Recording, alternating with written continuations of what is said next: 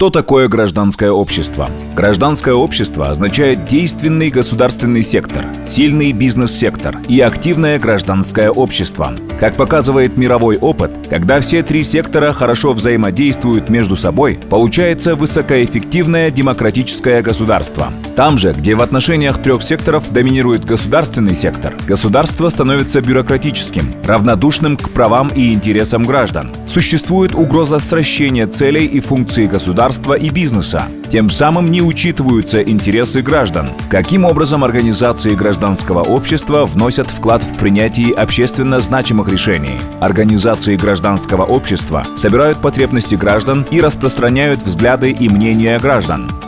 Если обратиться к Кодексу рекомендуемой практики гражданского участия Совета Европы, выделяют следующие уровни гражданского участия от наименьшей до наибольшей вовлеченности. Гражданское общество принимает участие в принятии общественно значимых решений путем информирования, участия на консультациях, построения диалога и партнерства с государством и бизнес-сообществом. Организации гражданского общества могут участвовать на любом уровне гражданского участия. Данный видеоролик предназначен для организаций гражданского общества, которые заинтересованы в эффективном продвижении гражданских инициатив. Процесс гражданского участия можно представить в виде цикла. И давайте сейчас рассмотрим каждый этап данного цикла. Первый этап – это определение повестки темы, проблемы. На этом этапе организации гражданского общества участвуют в определении повестки темы через выявление проблем, предложений проектов решений и обеспечении наличия фактов и доказательной базы в поддержку обозначаемых проблем и предложений. Следующий этап – это поиск пути решения выявленных проблем. В ходе этого этапа организации гражданского общества разрабатывают законодательные предложения для того, чтобы государственные органы могли учитывать разные взгляды и мнения граждан до принятия решений. Третий этап – это продвижение предложений и общественно значимых решений. На данном этапе организации гражданского общества активно продвигают свои законодательные предложения через проведение различных advocacy мероприятий. Заключительный этап – это этап мониторинга и оценки. На этом этапе организации гражданского общества осуществляют мониторинг и оценку результатов продвижения гражданских инициатив.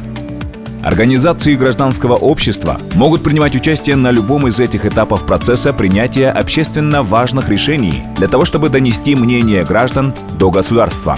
Теперь рассмотрим пример гражданского участия. Третьим этапом гражданского участия в процессе принятия решений является продвижение. Это продвижение предложений, инициатив, проектов нормативных правовых актов. Что такое продвижение? Продвижение предложений, общественных интересов и законодательных инициатив осуществляется путем влияния на лиц, принимающих решения, то есть влияние на лиц, ответственных за принятие общественно значимых решений. С целью изменения политики, принятия нормативных правовых актов для правового урегулирования тех или иных сфер жизнедеятельности. Так, одним из успешных результатов гражданского участия в продвижении законодательной инициативы, где организации гражданского общества приняли активное участие на этапах пилотирования, на этапах разработки и непосредственного продвижения, является принятие закона Кыргызской Республики о государственном социальном заказе. Если немного обратиться к предыстории, то в 2002 году была принята государственная программа «Новое поколение» со сроком реализации до 2010 года. И данная государственная программа, кроме других целей, включала такие цели, как снижение уровня детской бедности, ликвидация детской беспризорности, социальная интеграция детей с особыми нуждами и другие цели. Для выявления, поддержки и привлечения новых сил в решении социально значимых вопросов, а также объединения усилий организаций гражданского общества в данной сфере, в 2004 году была начата реализация конкурса пилотных социальных проектов в рамках вышеуказанной программы. Это был первый опыт для Кыргызской Республики по привлечению организаций гражданского общества к выполнению социально значимых программ. И по итогам данной работы, по итогам реализации и пилотирования социальных проектов в июле 2008 года был принят закон о государственном социальном заказе. Но в последующем данный закон претерпел изменения, новшества, которые были введены в 2017 году. Но, как показано в диаграмме, первый бюджет реализации государственного социального заказа составил чуть более 4 миллионов сомов. Это было в 2009 году, тогда как на 2020-2021 год общий бюджет реализации госсоцзаказа составил уже 48 миллионов сомов. И в связи с этим, на наш взгляд, данный закон является очень прогрессивным и работающим. Госсоцзаказ – это относительно новый подход к решению социально значимых вопросов и повышению благосостояния наших граждан.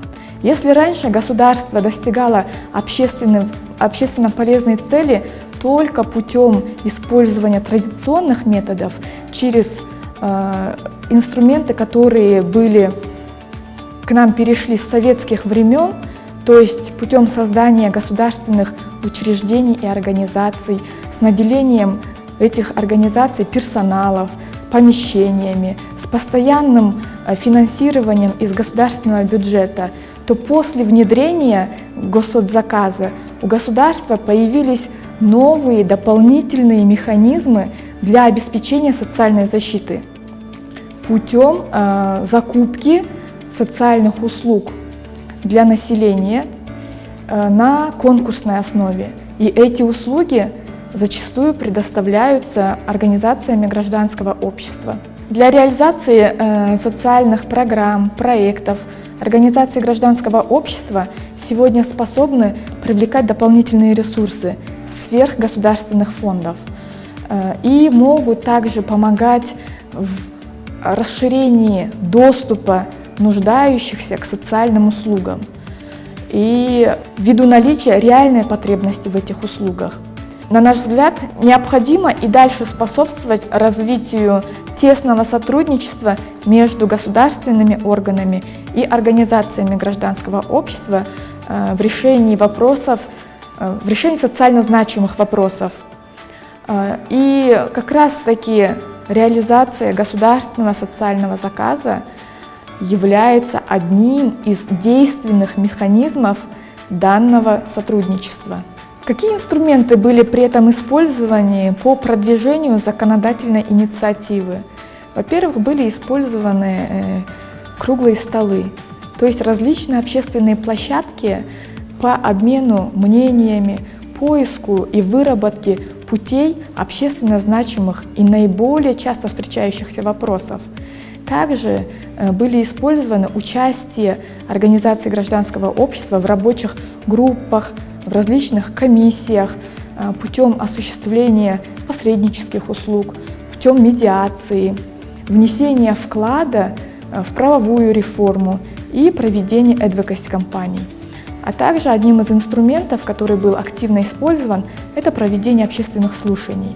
Общественные слушания на сегодняшний день они являются одной из наиболее структурированных и формализованных консультационных форм продвижения. Более полную информацию об инструментах и методах гражданского участия можно получить в практическом руководстве, которое разработано в рамках проекта ПРООН «Интеграция основ инклюзивного, ориентированного на человека и правозащитного подхода в национальные правовые процессы, процессы правосудия и постконституционные процессы», реализуемого Общественным фондом «Фонд развития права и бизнеса». Партнерство государства и гражданского общества – это основа соблюдения прав граждан и повышения качества жизни наших граждан.